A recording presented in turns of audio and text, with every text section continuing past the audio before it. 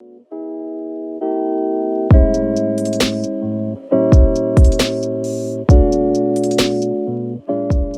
thinking of San Francisco, people usually think of a city that's beautiful, attractive, and elegant. But in 1906, those words could not be further from the truth. San Francisco resembled a war-torn city, a heavy contrast from the crown jewel of the American West. The question now is, what happened? On the early morning of April 18, 1906, a loud noise erupted in the San Francisco area. A noise so loud that the local residences described it as the roar of 10,000 lions.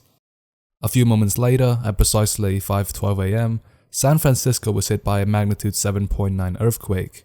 An earthquake so powerful that it was recorded in Cape Town, South Africa, a city that was more than 16,000 kilometers or 10,000 miles away. Immediately, the earthquake did some damage. The cable cars immediately stopped, many buildings crumbled, and the streets were in total chaos. The city's water supply network was also destroyed. While the earthquake did do some damage, it was nothing compared to the fire that would come later. A fire broke out from the financial district, quickly spreading to the surrounding areas and only leaving ashes behind. Firefighters could do nothing to contain the inferno, as they had no luck with the destroyed water network.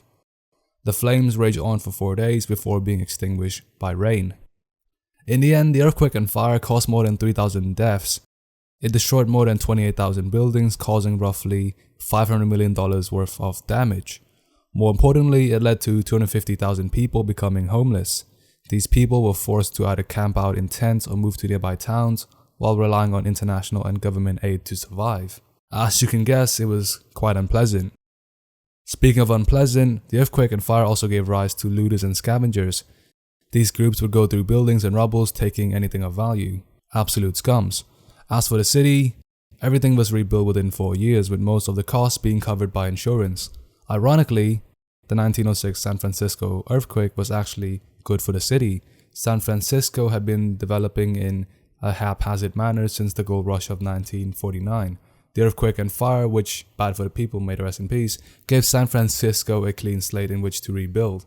As such, San Francisco was rebuilt to be much more organized and logical. The city also became more earthquake and fire resistant, ensuring that future disasters would not lead to this much destruction. Setting that aside, from what I found, San Francisco has a 75% chance of being struck by a magnitude 7 earthquake within the next 30 years. So if you live in San Francisco and expect to live for another 30 years, you should probably keep an eye out for that. If you enjoyed the video, please like and subscribe. See you next time.